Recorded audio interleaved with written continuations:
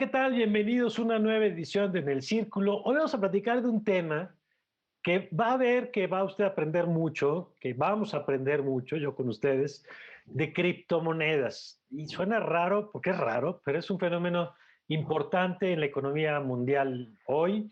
Y vamos a entender qué son, cómo sirven, para qué se utilizan y si hasta hay que invertir en eso, ¿no? Porque vemos que hay nuevos millonarios gracias a eso. Y para eso vamos a platicar con Liliana Olivares Gómez. Liliana es licenciada en Administración de Empresas Internacionales, especialista en temas de finanzas a nivel directivo. ¿Qué tal, Liliana? Qué gusto. Hola Mario, mucho gusto y muchas gracias por la invitación. Al contrario, Liliana, gracias a ti. Y saludo también a Emilio Rivero Coelho. Él es especialista en criptomonedas. Emilio, ¿cómo estás? Muy bien, Mario, muchas gracias por la invitación. Es un gusto estar aquí con Liliana y contigo. Oye, ¿pronuncié bien tu segundo apellido?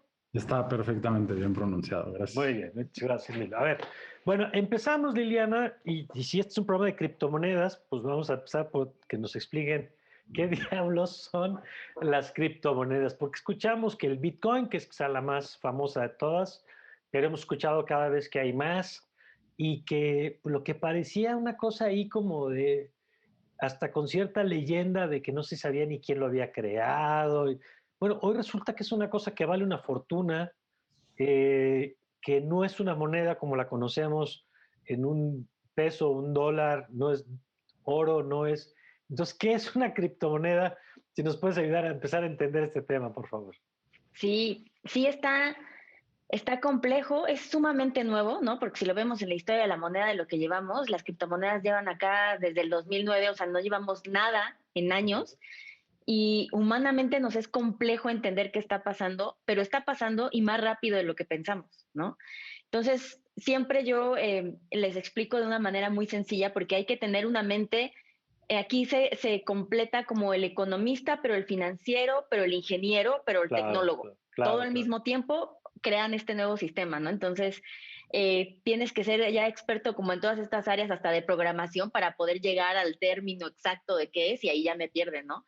Pero la criptomoneda muy fácil, muy sencillito para los mortales, es un activo, es una moneda Ujú. global digital, ¿no? Eso Ok, tiene tiene las mismas bondades y el mismo objetivo que una moneda, simplemente que esta es digital.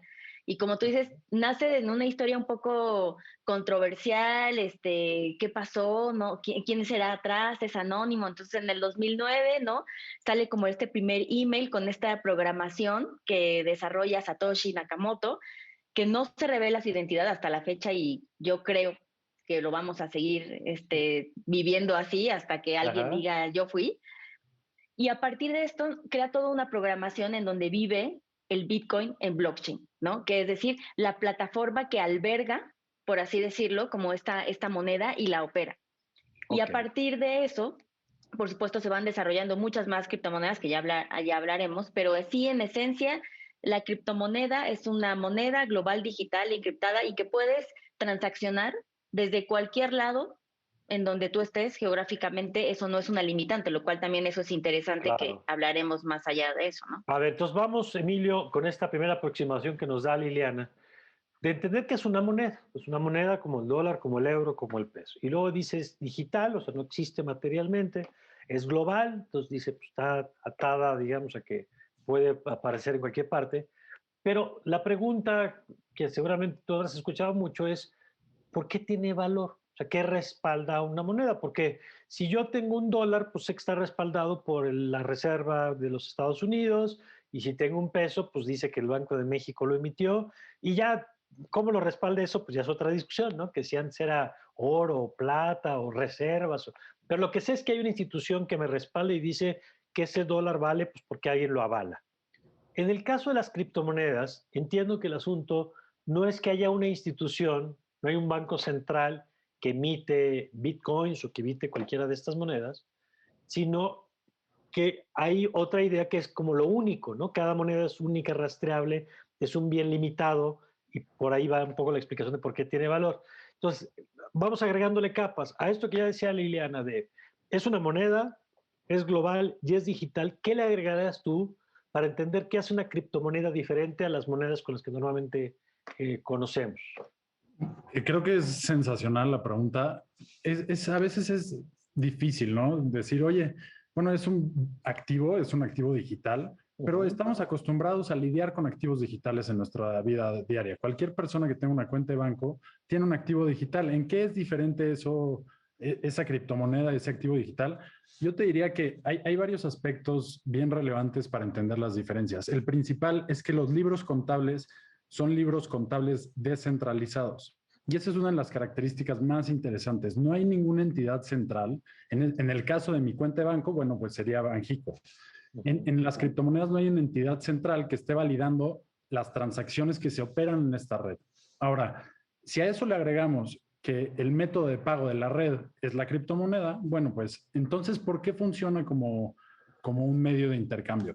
Y aquí me gusta mucho siempre retomar dos libros que me parecen sensacional. Uno es de Yuval Noah Harari, el de Sapiens, seguramente lo han escuchado, y otro es el de Neil Ferguson, de Ascent of Money. Aquí lo que podemos ver es que una de las propiedades más interesantes para que algo cumpla como dinero es la confianza universal y la convertibilidad de las cosas. Ya que cumplimos con esas dos propiedades, que son dos propiedades que las criptomonedas sí cumplen, pues entonces cumplen con dos de los elementos más interesantes que tiene el dinero. En este caso, déjame detenerme nada más en las dos cosas que estás diciendo. El tema de la confianza quiere decir que yo asumo que si te voy a pagar con esto, tú estás recibiendo algo que también tiene valor para ti, ¿no? O sea, que hay un consenso en que eso tiene un valor. ¿Es eso? Es eso, justamente. Y es no tan diferente a lo que vemos en el dinero fiduciario que empezó a partir de los años 70. El dinero fiduciario que nace en los 70 no tiene un respaldo por bienes físicos, es la confianza la que le da el valor. Entonces, con las criptomonedas podemos pensar que es bastante similar. Si alguien más me lo va a aceptar y va a decir, bueno, yo también creo que el precio que observo en el mercado es el que debe de ser, pues lo acepto. Si no, no lo acepto.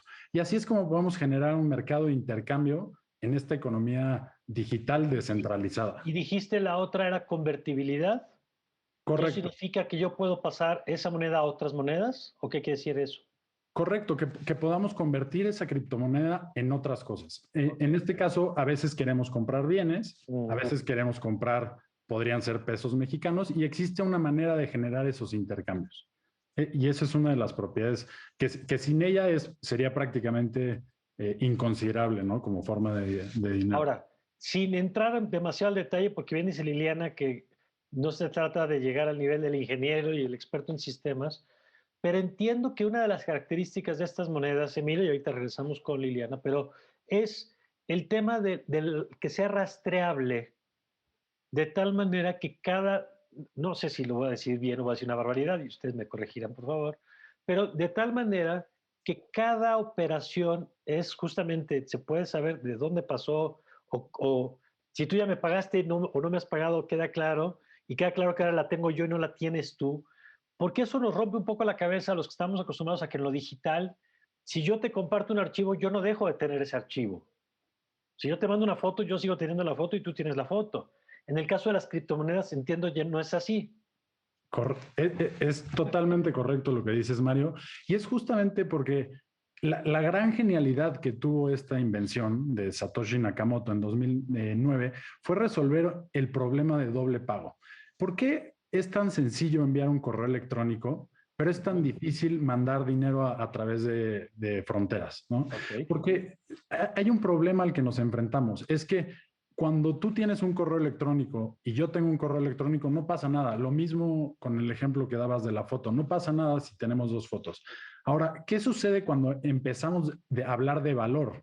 Bueno, pues el valor justamente representa esta escasez en la economía. Y el dinero lo que hace es representar la escasez de bienes o de riqueza que hay en el mundo. Si tú me das un billete de 200, tú ya no lo tienes. Exactamente. Y representar eso y convertirlo a una economía digital no era tan sencillo. Y es algo que se llevaba tratando de resolver desde los años 70, los 80, y nadie lo había logrado resolver hasta que llegó Satoshi Nakamoto y desarrolla este sistema, el blockchain, el que te permite generar una red en donde se transmite valor y resolver el problema de doble pago. Y entonces, por eso es tan interesante este sistema para entender cómo podemos transferir valor entre personas de manera descentralizada. Ok, ahora Liliana, si ya teníamos dólares, ya teníamos euros, ya teníamos pesos, ¿por qué tenemos hoy criptomonedas? En el entendido además de que no solamente es una, ¿no? Sino que ya hay varias. Entiendo que todas tienen más o menos o la misma lógica detrás, ¿no? Sí. Ok. ¿Qué hacen estas criptomonedas que nos permiten resolver que no lo podíamos resolver de las otras formas? ¿Cuál es el problema que vienen a resolver o para qué existen las criptomonedas? Irónicamente, el tema del dinero como lo conocemos hoy empieza a ser un tema cuando está, como bien decía Emilio, centralizado y regido por alguna, ya sea una parte, una institución, incluso cosas físicas, ¿no? Por ejemplo, al día de hoy no sabemos cuánto oro existe en el mundo. Ok. Y aún así tiene un valor que le vamos delimitando y demás. Las criptomonedas, irónicamente, porque la gente tiende a pensar que es algo poco confiable, ¿no? Como que lo ven como un sistema que me parece apela a la parte humana de desconocimiento. Sí. Al tener una criptomoneda que sí sea limitada, nosotros sí sabemos cuántos bitcoins habrá. Punto. That's it. No va a haber otra cosa. No va a haber más. Y sabemos que a partir de eso también la propiedad, por ejemplo, hablando ahorita que decíamos de desconfianza, ¿no? Bueno, pero si se pueden pasar o no se pueden pasar, sin embargo, no nos hacemos ese cuestionamiento de desconfianza podría ser el efectivo. Y me refiero en materia como de seguridad. El efectivo es el primer activo que más se utiliza para el crimen, ¿no? Porque justo no deja ninguna huella. Las criptomonedas podrían perfectamente quitar esa posibilidad porque al finalmente sí tenemos toda una cadena de registro para hacerlo y hacer que no dependa de una fluctuación de una institución de un país también le da mucha veracidad a su valor porque también depende de algo que como una ciencia como es las matemáticas y la criptografía, ¿no? Entonces es una manera, digámoslo, sin sentirse ya muy soñador el tema, sin ponernos aquí muy antisistemáticos, es una manera de ser justos en cómo le damos el valor a esto. Ahora, también la criptomoneda, su valor, hablando de eso que decías, depende de la confiabilidad que nosotros como usuarios le demos. Al igual que la moneda, funciona exactamente. Irónicamente, termina también siendo un acto de fe. ¿Cuánta gente tenemos fe en esto? Ah, pues vamos y la compramos, ¿no? Bueno, ahora, déjame entrarle un tema que ya en el siguiente segmento platicaremos del uso de las criptomonedas, para qué, si vale la pena que las empresas lo empiecen a adoptar y ventajas y desventajas, digamos, como forma de pago, ¿no? Como canal de pago. Pero hay una cosa que me tiene en la cabeza también loca y es el valor de esto. Tú decías, Liliana y Emilio decían, en 2009 alguien escribe algo, unos códigos, una plataforma, y entonces empieza este rollo y era un nicho que yo conozco gente que invirtió y subía y bajaba. Hoy es una locura lo que vale una cosa como Bitcoin, que es la moneda más, la criptomoneda más famosa. ¿Qué determina el valor de una criptomoneda? Porque nosotros más o menos hemos entendido, sin ser economistas, que el tipo de cambio, por ejemplo, el valor del peso, pues depende del tamaño de la economía mexicana, ¿no? Y la tasa de interés del peso que paga México contra el dólar. Y entonces tenemos como ciertos parámetros que nos permiten entender por qué de pronto una moneda sube o baja. ¿Cómo entendemos el valor de las criptomonedas? Y si pudieran darnos un ejemplo del crecimiento que ha tenido el valor del Bitcoin en estos 9 años, como para que la gente que no está familiarizada con el tema, a ver, Emilio, si quieres contigo, entendamos el tamaño del brinco que esto ha tenido. Sí, por supuesto. Y creo que cuando regresamos otra vez, ¿qué la respalda? Es la oferta y la demanda, es la confianza que hay en ambas partes. Ahora, es importante entender que hay distintos tipos de criptomonedas. Siempre que uno habla de criptomonedas, usualmente se hace referencia a Bitcoin porque es la más importante, es la que empezó primero, pero hay distintas criptomonedas que funcionan para diferentes cosas. Por ejemplo, las stablecoins, que son criptomonedas también muy atractivas porque tienen todas las cosas buenas de Bitcoin, pero además lo que hacen es mantener una paridad con otra moneda. Entonces podrían mantener el valor del dólar, ¿no? O del peso mexicano. Y eso es muy atractivo para muchas cosas. Ahora, regresando a ¿por qué vale lo que vale ahorita? ¿Y cuánto valía hace 10 años? ¿Y por qué tanta la diferencia? Creo que sí es una diferencia que impresiona mucho porque cuando las primeras cotizaciones de mercado, creo que estuvieron alrededor de los $2, $3 hace... ¿Y hoy vale cuánto? Y hoy estamos hablando de $55,000, más de 1 millón de pesos. Y el crecimiento que hemos visto ha sido una sola criptomoneda, un Que Bitcoin. costaba $2. ¿Hace cuántos años? Hace 9, 10 años. Ok. Que si lo vemos en términos de crecimiento porcentual es una locura. Que este es el momento en el que mando un abrazo a mis amigos que tenían bitcoins y las vendieron porque pensaron que ya no iba a subir. Pero continuamos, por favor. Pero lo que yo creo que está pasando es que muchas personas y empresas en el último año, 2 años, se han empezado a dar cuenta del gran valor que tiene esto para sustituir otros activos en la economía. En el caso de Bitcoin se argumenta que podría llegar a sustituir el papel del oro como reserva de valor. Y bueno, pues las empresas están empezando a denominar sus balances en Bitcoin. Vimos el anuncio hace un par de meses de Tesla, en donde hace una compra de 1.3 mil millones de dólares y impresiona al mundo, ¿no? Y dice, bueno, pues si una empresa de este tamaño está viendo ese potencial, definitivamente hay algo ahí. Y creo que se va haciendo como una bola de nieve. Ahora, el tamaño del mercado ya no es un mercado pequeño. Estamos hablando de un mercado de más de $1 trillón en capitalización. Es ya un mercado significativo, pero aún si lo comparamos con otras clases de activos, sigue siendo relativamente pequeño. Ok. Vamos a hacer una pausa y ahorita que regresemos con Liliana para que nos dé su opinión sobre esto, sobre el crecimiento del valor de algunas monedas, en el caso concreto de Bitcoin, y vamos a platicar del uso que tiene esto.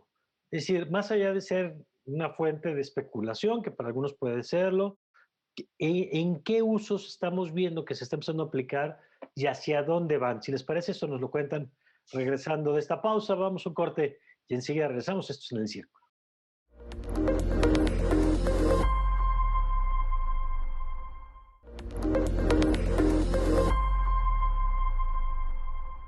Ya estamos de vuelta y a ver, Liliana, antes de ir al tema de los usos, yo quisiera conocer tu opinión sobre esto de cómo te explicas, además como experta en estos temas, pues que algo pase de $2 a $50,000. Sí, sin duda es algo inusual, ¿no? O sea, nosotros vemos tendencias, estudiamos, ¿no? Vemos estados financieros, a partir de haces ahí. Esto es un sin igual, ¿no? Y también por eso, y ya eventualmente hablaremos del riesgo, porque es tan poco predecible cómo se va a comportar, ¿no? Y ya eso la historia nos lo ha comprobado. Como decía ahorita Emilio, ya hay empresas grandes que salen y dicen, ¿sabes qué? Voy a empezar a poner una parte de mi capital en bitcoins porque le ven este futuro. Porque algo muy importante y que no mencionamos anteriormente del valor que esto le da o por qué no seguimos utilizando dólares, es que el bitcoin y las criptomonedas te van a permitir tener un valor y una moneda global que sea para todo el mundo. Es decir, tú ahorita agarras tus pesos, pero si vas a Londres no te van a aceptar esos pesos y tienes que hacer una transacción. Así es. Y todos empezamos a tener bitcoins, eso se va a quitar. Va a haber una frontera enorme de moneda donde todos podamos tener un wallet con bitcoins y donde sea se va a perder la transacción de intercambiar. Entonces, hay mucho valor en eso. Yo personalmente, por lo que estamos viendo, y es por eso que va agarrando también tanto auge, es el futuro de la moneda y tal vez no nos tocará a nosotros, creo yo. Bueno, igual soy muy joven, pero espero, no creo que me vaya a tocar, pero pues esperamos en unos años que sí, ¿no? Y al final las criptomonedas tienden a compararse con la misma emoción que le crea al humano de apostar. ¿Sabes? Ahorita ya el mercado de la criptomoneda es más grande que el mercado de las apuestas como tal. Y se va a ir comparando de esa forma, porque incluso en estudios se les compara que la gente cuando hace estas transacciones obtiene la misma emoción. Claro, entonces, porque la promesa de ganancia es gigante, ¿no? Exacto, es como todo al rojo, ¿sabes? O sea, ya es casi un acto así. Entonces, se va relacionando cada vez más así y la gente y el precio de estas monedas se inflan por dos cosas importantes. La gente empieza a leer que va tomando auge.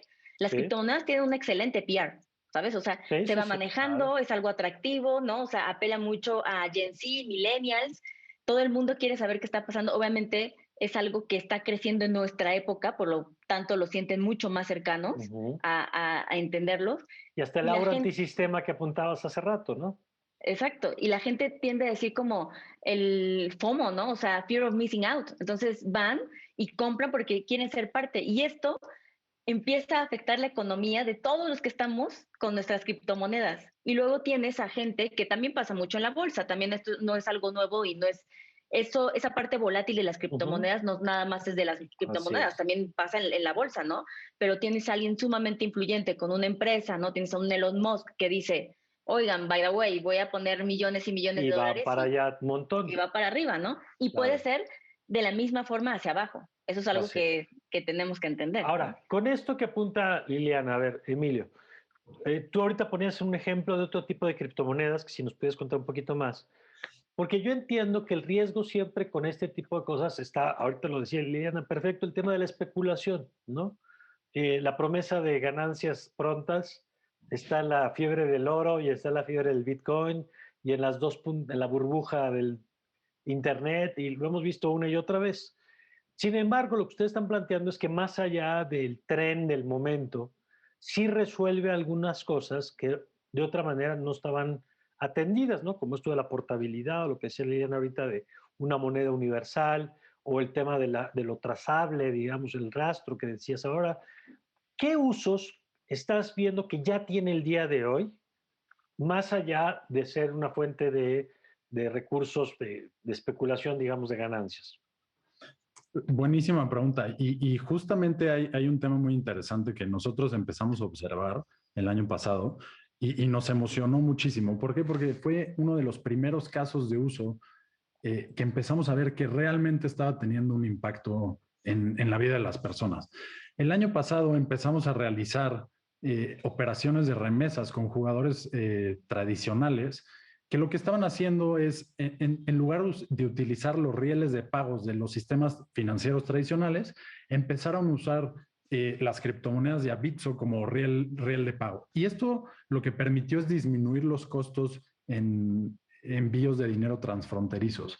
Y creo que esa utilidad es algo que estamos apenas empezando a ver, ese caso de uso, pero definitivamente tiene un muy fuerte impacto el que va a tener. ¿Por qué? Porque si ponemos en perspectiva todo el dinero que se envía a nivel internacional y luego vemos cuáles son los costos de esos envíos, bueno, de los tipos de cambio y de eso te refieres. Correcto, de los tipos de cambio, de las comisiones que toman los participantes y de repente terminamos con costos de 5, 6, 7% para un envío de remesa a otro país y de repente las Naciones Unidas y todo el mundo se está volteando a ver y diciendo, oye, ¿cómo le vamos a hacer para reducir? Porque es dinero que sale de las bolsas de las personas. Ahora, yo creo que las criptomonedas van a ayudar a reducir esos costos al hacer que no existan las fronteras en el envío de valor. Y en mi opinión, ese es uno de los casos de uso más prontos que vamos a ver. Definitivamente hay más casos de usos que se irán desarrollando. Roma no se construyó en una noche, el Internet tardó 50 años en construir, aquí llevamos 10, pero definitivamente creo que en los próximos años seguiremos viendo implementaciones de estas tecnologías. ¿Qué estás viendo tú, Liliana, en estas implementaciones que dice Emilio? Mira, justo hace 2 semanas, en este mismo mes, 2, 3 semanas, por primera vez, Christie's, la casa de subastas en Nueva York, aceptó el pago a través de Ethereum. Ok. Esto es otra moneda, es otra criptomoneda. Es otra criptomoneda y esto es un antes y un después. Ya empezamos a ver que aparte este tipo de que hablábamos al inicio fuera del aire, de los NFTs, empiezan a crear un valor, también es un cripto, que empieza a tomar como sentido en cuestiones mucho más artísticas y más culturales, ¿no? Que a ver si nos puedes explicar para... Sí, un NFT es, claro, a ver. Un NFT es un non-fungible token, así significa eso, ¿ok? Es como una especie, es un token digital, es cripto, que es mucho más reciente porque apenas, digamos que el año pasado, en noviembre del 2020, empezó a tener sentido en cuestión de valor con dinero y este token tiene características en donde, a diferencia de una criptomoneda, no es divisible, ¿ok? Tú tienes que comprar un token completo al 100% y mantiene un nivel de autoría y un nivel de propiedad. Y que, a ver si lo entiendo bien, por lo que he estado leyendo en estos temas, es que, por ejemplo, si yo tengo una foto la foto del 11 de septiembre de cuando el avión se estrella sobre las Torres Gemelas, que es una foto que todos tenemos, pero que resulta, o que todos podemos tener en un navegador, pero resulta que hay un archivo original, ¿no? El que tomó la foto, pues existe un archivo original. Y que ese archivo original se está convirtiendo en un objeto virtual que no existe materialmente, no existe necesariamente que yo pueda tocar la foto, pero existe un archivo en un servidor. Y ese archivo, que es único, se vuelve objeto de transacciones. Y que si yo lo adquiero, yo adquiero la propiedad, aunque es más confuso porque leía que no implica necesariamente derechos de autor. La verdad es que es muy complejo el asunto, pero va por ahí si entiendo bien, ¿no? Esta idea de que un bien digital se vuelve único y que por lo tanto al ser único se vuelve escaso, como decía Emilio, y que al ser escaso se vuelve objeto de valor, ¿no? Exacto. Apela a la autenticidad y a la propiedad, ¿ok? Y puede ser algo intangible, como es decir, alguien saca una canción, ¿no? Puede ser tan intangible como ahorita que sacaron en Estados Unidos por primera vez un NFT de la elección que acaba de pasar, la elección presidencial. Es decir, tú puedes ser dueño de ese momento. O sea, ya esto se volvió, ya hasta puedes comprar la sensación y el momento y tú eres dueño completamente de eso, ¿no? Pero más aterrizado, esto apela a ayudarnos a si empieza a ser una amenaza, por ejemplo, a la piratería. Y entonces, eventualmente, esto va a crecer, a ser un tema que pueda solucionar este gran tema, y es una industria que, pues, obviamente, drena, sobre todo, propiedad cultural y artística, ¿no? Entonces, estos ejemplos que ya vamos viendo, digo, aparte de que, obviamente, si tú eres gamer, ¿no? Si en Internet tienes avatar que compraste, tú ya puedes empezar a tener una especie de transacciones a través de criptomonedas 100% en Internet, ¿no? Oye, PayPal en Estados Unidos también lo acepta. Ahorita que mencionabas otra moneda, esta del caso de Christie's, que hay diferencias, sin entrar a lo técnico, digamos, pero ¿dirías que hay diferencias relevantes entre los tipos de criptomonedas? Sí. ¿O que la lógica es la misma? ¿O por qué unas sí y otras no? Nada más en temas generales como para entender si detrás de todo hay lo mismo o cuál sería la lógica que no existe una sola moneda con estas características, sino varias. Digamos que la base es la misma, pero sí apela a diferentes índices. Y sí puedes tener tú criptos, como decía Emilio, que apele a cierto índice como del dólar, ¿no? Y entonces eso es lo que va siguiendo. Hay otros que tienen como un estilo de programación que lo vuelve diferente o que tiene una versión diferente de cómo se comporta. Si bien la mayoría tiende a seguir el ritmo de Bitcoin, es decir, si Bitcoin sube, la mayoría por inercia sube, ¿no? Entonces, pero sí hay diferente tipo de criptomonedas y también las cantidades que existen de cada una son diferentes. Ok. A ver, y si quisieras nada más sobre eso, Emilio, si quisieras agregar algo de los diferentes tipos de criptomonedas. Sí, de acuerdo con lo que menciona Liliana, es muy interesante ver que el objetivo final de cada criptomoneda es distinta.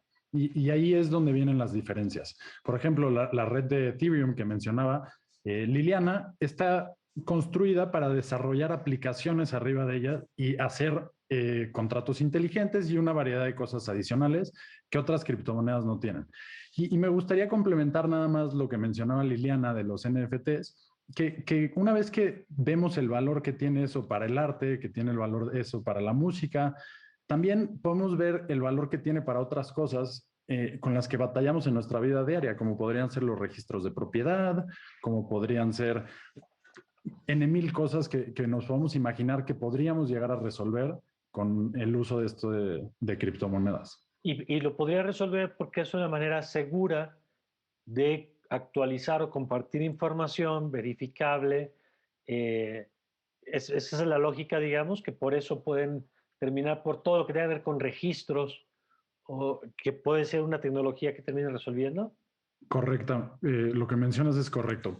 Nada más por la seguridad que tiene la red, por cómo funciona, ya no nos metimos mucho a esos detalles técnicos de cómo se mantiene segura y demás, pero en realidad es una red muy segura. Cuando hablan de que es muy inseguro usar criptomonedas, creo que es una concepción errónea que viene de algunas otras cosas, pero en realidad sí, la red es muy segura, generar transacciones en ellas es prácticamente, es irreversible. Entonces estamos viendo unas cosas muy interesantes en esta nueva economía digital que pueden resolver problemas a los que nos hemos enfrentado durante cientos de años como humanidad. Ahora, yo te interrumpí hace rato, Liliana, estabas dando una respuesta que nada más que tocaste un punto y ahí nos detuvimos un momento, pero sobre las aplicaciones de esto, y entonces ponías el ejemplo de la subasta y decías que por primera vez se utilizó esta criptomoneda en una subasta, en una de las casas de subastas más importantes del mundo, y decías marca un antes y un después. ¿Por qué? Porque esto quiere decir que cada vez se va adoptando y se va dando esta validación en el mundo convencional, porque aparte de pronto en estas casas que suelen ser muy conservadoras, ¿no? En su operación, que empiecen a invitar esta transacción y esta moneda marca el que las otras instituciones también puedan estar abiertas a que ya empieces tú a recibir. Obviamente tú como empresa, si empiezas, ¿no?, a poner parte de tu capital en alguna criptomoneda y empiezas también a recibir, poco a poco es como el inicio de una migración, ¿no?, al sistema como lo conocemos ahorita, para que eventualmente te digan, ¿quieres pagar en dólares, en Bitcoin o traes tus pesos, ¿no? O sea, cash, ¿no? Entonces como que digamos que es el punto, abrir el panorama y el abanico, y el tener esto lo va abriendo para que cada vez más se sumen a manejar este activo. Déjame, ya en un siguiente segmento platicaremos de si recomiendan invertir y en qué y a través de qué herramientas. Pero ahorita, siguiendo con este hilo que planteas, Liliana, ¿qué dirías o quién dirías que son los jugadores que esta nueva realidad, esta eh, nueva forma de pago, pueden verse desplazados? Es decir, cuando tienes una innovación, pues ves que hay jugadores que de pronto estaban acostumbrados a ser los que dominaban y se ven desplazados. ¿Tú crees que esto que estamos viendo va a llegar a transformar, por ejemplo, de veras cosas como el sistema financiero, instituciones como las que hoy estamos acostumbrados a ver, que son las que, digo, en el caso extremo, los bancos centrales, pero crees que deberá ser una transformación de fondo y no solamente un tema coyuntural de moda? 100%. O sea, aquí el que empieza a ponerse un poco en jaque son los bancos, ¿no? Cuando empiezas tú a descentralizar y a tener un sistema sumamente robusto, como lo dice Emilio, sumamente seguro, ¿no? La gente piensa en tecnología y piensa en hackeable. No, para nada. Esto no tiene nada que ver así, y la tecnología y la forma en la que está hecho es a un nivel tan purista que es impresionante, ¿no? Y admirable el trabajo de hacerlo. Entonces lo vuelve mucho más seguro que cualquier otro sistema que podamos tener, como el sistema SPAY, ¿no? Para mandar envíos. Entonces, aquí, ¿no? Las grandes instituciones bancarias, pues un poco se quedan de fuera, porque algo que comentaba Emilio también muy importante es los costos. Esto nos permite que no solamente sea global, sino también es mucho más barato, mucho más barato transaccionar con esto. Y a un impacto nosotros financieros, yo que en finanzas personales me especializo, yo lo veo como un beneficio, ¿no? O sea, antes queríamos poder transaccionar, ya lo logramos y era caro, ¿no? Entonces después peleamos para que fuera mucho más barato, ¿no? Ahora todavía el mercado se pone más competitivo, y yo me parece que es la forma de operar y cómo se está dando esta validación, porque el que cada vez se vuelva más popular y cada vez se vuelva más fácil, ahorita hablaremos de esto, pero el que tú tengas un celular y te permita ser jugador de esta moneda, te va a facilitar y va a promover que más gente lo use, ¿no? Entonces yo creo que sí estamos ante el antes y el después de lo que se espera, ¿no? Bueno, vamos a hacer un corte y regresamos con Emilio a la pregunta de invertir qué y cómo, ¿no? Y con las cautelas que evidentemente hay que tener en como en cualquier tema que tiene que ver con dinero. Que quede claro que no le estamos diciendo a nadie qué hace con su dinero, simplemente entender qué está pasando y cuáles son los cuidados que, si usted decide dar paso en ese sentido, pues cuáles son los cuidados que hay que tener. De esto platicamos regresando al corte.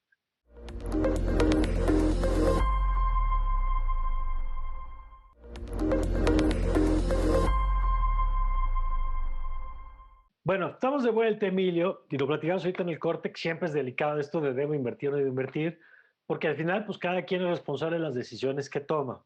Pero creo que ustedes han puesto un elemento aquí importante, y es, a ver, hay un fenómeno nuevo, este fenómeno nuevo está cambiando la forma en la que se hacían las cosas como estábamos acostumbrados, este fenómeno se está expandiendo a pasos acelerados y está adquiriendo una carta de naturalidad que no tenía hasta hace muy poco, cuando instituciones, como decían Elon Musk, que es una persona, pero tiene un peso brutal, o una casa de subastas, validan. Y entonces va adquiriendo como la mayoría de edad, digamos, esta tecnología. Y por eso, y retomo la preocupación que tú me compartiste ahorita en el corte, es, a ver, más allá de si debes o no invertir, que es una decisión personal, yo te pregunto, Emilio, si alguien quiere hacerlo, ¿qué tiene que hacer? ¿Qué tiene que mirar, digamos? ¿Qué cuidados tiene que tener pues, para sacar lo mejor de esto y no correr demasiados riesgos o riesgos que no esté consciente de ello, ¿no? Es excelente pregunta y siempre creo que este tema se debe manejar con cuidado porque definitivamente hay un riesgo asociado a invertir. Es decir, cada peso que metemos a las criptomonedas, que convertimos en criptomonedas, está expuesto a un riesgo de pérdida de valor, ¿no? Absolutamente. Así es cualquier inversión, así es en el sector financiero tradicional, así es en las acciones, en deuda. En bienes raíces, prácticamente en lo que inviertas hay un riesgo. Correcto. Ahora, el riesgo asociado a las criptomonedas, por la volatilidad que han mostrado, pues evidentemente es mayor. Ahora, yo lo que siempre digo es, una vez que dices, bueno, está interesante todo esto que está pasando, haz tu investigación, ve cuáles son las criptomonedas que ves tú que tienen potencial, qué es lo que está haciendo las demás personas, qué es lo que está pasando en el sector y decir, bueno, a lo mejor si Bitcoin va a reemplazar el oro como reserva de valor, bueno, pues aunque sea una probabilidad muy chiquita de que pase eso, ¿cuál podría ser el valor en los próximos 10, 15 años si llegara a pasar eso? ¿No? Y creo que es muy impresionante ver que todos los jugadores en el mundo, bancos centrales, están empezando a ver el potencial de esta tecnología. Los bancos centrales ya están discutiendo ver ellos cómo van a emitir sus propias criptomonedas. Entonces, definitivamente creo que lo que más hay que fijarse cuando hacemos una inversión en este estilo es ver en realidad a qué estoy metiendo mi dinero. Es decir, cuál es el objetivo de ese proyecto y a largo plazo, qué es lo que podría llegar a hacer. A ver, Emilio, ahora, entendiendo esto que señalas de la importancia de revisar, digamos, opciones, ¿cuáles serían buenas prácticas en caso de que alguien decida invertir? Bueno, lo primero es que en ningún momento te deberían de asegurar un rendimiento. Cualquier persona que te asegure un rendimiento es porque hay algo que está pasando raro ahí, ¿no? Entonces, el rendimiento viene determinado por el riesgo que tú estás asumiendo, no por alguien que determina ese rendimiento. Entonces, creo que esa es una de las primeras señales, alertas rojas, cuando alguien te dice, oye, mete tu dinero aquí, te voy a garantizar X%. Esa es una señal definitivamente que trataría de evitar. Ok, Liliana, ¿qué agregarías tú a esto que es muy importante lo que están diciendo? Esta es una cosa que está creciendo, que hay especulación, tú lo explicabas muy bien, porque hay la idea de que se puede ganar dinero pronto, en corto plazo, pero yo me quedo sobre todo con lo que has dicho tú. A ver, esto es una cosa que está cambiando cosas, ¿no? No es la burbuja, es otra cosa. Y siguiendo esa lógica, ¿en qué dirías tú que habría que fijarse si es que alguien quiere entrar a estos mercados? Como lo decía bien Emilio, y siempre lo digo porque la pregunta más preguntada de todo es en dónde invierto, ¿no? Porque la gente piensa que hay un grupo secreto de WhatsApp donde se están pasando datos de fondos y no es así. La inversión Ya tiene dinos que... la verdad, Liliana. Sí, Dinos claro, la ¿no? verdad. ¿Qué se necesita para estar en ese grupo? Claro, pero no, la realidad es que todas las personas, si están interesados y quieren aprender, tienen que ver si cumplen con un perfil que les permita asumir ese riesgo, ¿no? Desde cuántos años tienes, cuánto dinero tienes ahorros, tu nivel de endeudamiento y después de pasar como esos filtros y criterio que para cualquier inversión lo tienes que hacer y es de forma personalizada, porque lo que me conviene a mí invertir no es lo mismo que te conviene a ti invertir, eso tan claro y tan simple como eso. Cuando entramos en tema de cripto, por la volatilidad que estábamos diciendo, es un instrumento de riesgo, ¿no? Y es un instrumento de riesgo muy alto. Entonces yo de entrada diría, no toda la gente tiene el privilegio en sus finanzas de poder entrar a invertir en esto. Si tú eres alguien que cumple con estos parámetros y que puedes hacerlo, entonces yo te diría, no hagas más del 5 o 10% de tu patrimonio para invertirlo a este nivel de riesgo, ¿ok? Y eso es, tomando esas medidas, ¿no? De precaución para seguir manteniendo como unas finanzas sanas, estables, te va a permitir llegar y entonces decir, mira, este es mi cachito que sí me alcanza para invertir y conocer y empaparme, porque también... Y que si pierdo, no se me va a ir la vida en ello. Exacto, si pierdo no me voy a aventar al puente o dejamos de comer, ¿no? O sea, como eso es vital y es importante. Y algo que siempre les digo, y más cuando es un tema, uno, como decíamos, pues hay que investigar y hay que leer, ¿no? O sea, invertir en algo que no entiendes o que no investigaste es un gran error. Y dos, siempre buscar que la forma en la que lo estás haciendo, y más con esta complejidad de instrumento, porque no es un fondo, no es un pagaré que vas y firmas y that's it, tiene que ver con la regulación. Donde lo vayas a hacer, tiene que ser una plataforma que esté regulada, ¿no? Entonces, en México es bastante conocido, es bastante convencional el método. Por supuesto, nadie te tiene que pedir un dinero para poder invertir, no es como de pásame tu dinerito y yo luego te lo traigo y ya sé, o sea, eso jamás funciona, tiene que ser a través de un exchange o de una plataforma, siempre, y pues checar que esté regulada, ¿no? Porque pues también entramos a otros temas de vulnerables como ya tecnológicos en ese sentido, ¿no? Oye, y déjame preguntarte ahí dos cosas rápidas. Una, ¿en México te parece que, entendiendo que esto es una cosa global, que es parte de casi con lo que ustedes empezaron el programa de hoy, ¿en México te parece que tenemos el marco adecuado para esta nueva realidad? No, no tenemos, ¿no? O sea, en México, por ejemplo, las criptomonedas no tienen ningún tipo de marco fiscal, ¿no? Todavía están entendiendo qué va a pasar. Esa es otra cosa interesante. Las criptomonedas van a estar en una plataforma, mencionábamos Bitso, y ahorita tal cual deberías las ganancias mantenerlas ahí, porque si vamos a la ley fiscal, que no estamos pretendiendo ser expertos en eso, Sí. pero no está regulado, no hay como tal, no se define, entraría como un activo tangible, digo intangible, y se denominaría como un bien mueble, ¿no? Pero no hay nada que puedas decir de cómo vamos a grabar las ganancias, qué impuestos se van a pagar, quién las regula, no existe nada. Ok. Y a la misma pregunta, Emilio, ¿cómo estás viendo a México en ese sentido? Porque en efecto, al final es una cosa global, pero con efectos domésticos, donde si alguien, suponiendo que de pronto reporta a su cuenta una ganancia extraordinaria, pues Hacienda va a decir, pues mucho Bitcoin y mucho, ¿no? Y este dinero, ¿de dónde salió y cuánto me vas a pagar y qué hacemos para explicar? ¿Cómo estás viendo ese tema en México? Creo que es un gran reto para todos los países, no únicamente para México. Como bien lo mencionas, Mario, pensar en cosas globales con regulación local es muy complicado, en especial para el sector de criptomonedas. Y eso ha ocasionado que broten muchísimos diálogos entre autoridades internacionales como el Fondo Monetario Internacional, el Banco Mundial. Tenemos a Gafi haciendo discusiones para tratar de permear una regulación de arriba hacia abajo, tratar de coordinar a todos los gobiernos. Porque efectivamente, como bien menciona Liliana, en México, digo, se hizo la ley FinTech, y es un buen intento por empezar a generar un marco para las criptomonedas, pero efectivamente quedan descubiertas muchas otras partes. Y en otros países pasa exactamente lo contrario. Bueno, primero regulan la parte fiscal y dejan toda la parte operativa desregulada. Y es un tema muy complicado que definitivamente no se ha resuelto y no creo que lo resolvamos en los próximos 2, 3, 4 años. Va a ser un trabajo de muchos años y de mucho trabajo de personas muy capacitadas y muy preparadas para lograr generar la confianza regulatoria y los marcos en el resto del mundo.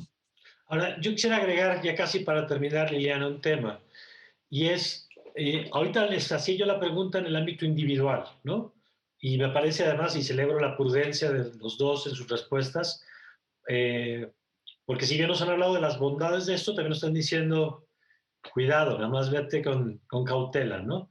Pero yo te preguntaría, Liliana, ¿tú crees que a nivel ya empresas, ya no en el ámbito personal, no el casino, sino a nivel empresas, tendrían que estar tomando pasos para acercarse a esto de lo que hemos estado platicando el día de hoy? Me parece que a nivel empresas tienes más obligación en buscar recursos y poder estar innovando también en tus finanzas. Si bien tú de forma individual lo vas a hacer con más cautelar, alguien que está a cargo, un CFO que está a cargo de una visión de empresa, tendrá que tener al menos suficientes fondos para poder empezar a entrar al juego, ¿sabes? Porque porque es parte de la obligación. Una empresa, si este es el futuro, es importante que las empresas empiecen a darle la seriedad y a tomar educación, ¿no? De cómo llegar y poner una partecita de su capital en esto, porque es algo que va a seguir creciendo. Entonces, me parecería que las empresas incluso tienen más obligación de entrar y seguirse educando y probando esta tecnología. Y siguiendo la misma línea, Emilio, porque en lo que entiendo de lo que tú señalabas, por ejemplo, es no solamente una fuente de inversión, sino que hace rato que hablabas de las monedas que van como atadas o en paridad con otras, pensaba yo en el tema de las coberturas, ¿no? Cuando de pronto dices, a ver, yo si tengo que pagar en dólares, compro una póliza, para entenderlo, digamos, los que no somos expertos en esto, y entonces la póliza me protege que si se va a las nubes, pues yo tengo un techo, ¿no? Como lo vemos con las coberturas de petróleo, lo vemos con las coberturas de otras cosas. ¿Tú crees que las tesorerías, las áreas de finanzas de las empresas tendrían que estar haciendo mayor uso o tendrían que estarse preparando en todo caso para hacer mayor uso de estas herramientas? Definitivamente. Y creo que las empresas grandes lo han empezado a hacer y es lo que hemos visto durante el último año. Pero no, eso no quiere decir que las empresas chicas tampoco puedan hacerlo. Lo que creo que está pasando es que se están dando cuenta que en temas más financieros hay una baja correlación entre el precio de este activo con el resto de los activos en la economía. ¿Por qué? Porque no depende de un gobierno, no depende de una geografía, no depende de nada de eso. Y eso permite tener un activo más que diversifica los portafolios de las empresas. En este caso serían las tesorerías, y eso desde un punto de vista de decisión óptima de inversión hace mucho sentido para las empresas, ¿no? Definitivamente creo que es algo que deberían de empezar a ver. Ahora, si nos metemos a coeficientes de Sharpe y cualquier cosa que un CFO debería de poder hacer, deberán de ver cuáles son las bondades que tienen términos financieros. Y ahora te pregunto primero a ti para cerrar con Liliana. ¿Tú dirías que la tecnología detrás de estas criptomonedas va a tener en un plazo relativamente, digamos, 10 años, ¿no? Que esto en 10 años es mucho, pero el tiempo es muy poco, pero 10 años para adelante, pues, si vemos cómo ha ido evolucionando, pues es muy importante el plazo. ¿Tú crees que en 10 años estas tecnologías van a estar transformando otros mercados distintos a los que hoy estamos viendo? Sí, definitivamente sí. Lo que creo que pasa es que una de las primeras aplicaciones que se dio es para resolver problemas en el sector financiero y demás, pero definitivamente creo que esto se va a expandir a más sectores. Y hay un dicho que me gusta mucho, que es que en el corto plazo sobreestimamos lo que la tecnología puede hacer, Sí. pero en el largo plazo lo subestimamos. Entonces, creo que si nos vamos a 10, 15 años, no somos capaces de comprender los cambios que podría traer en nuestra vida diaria esta tecnología.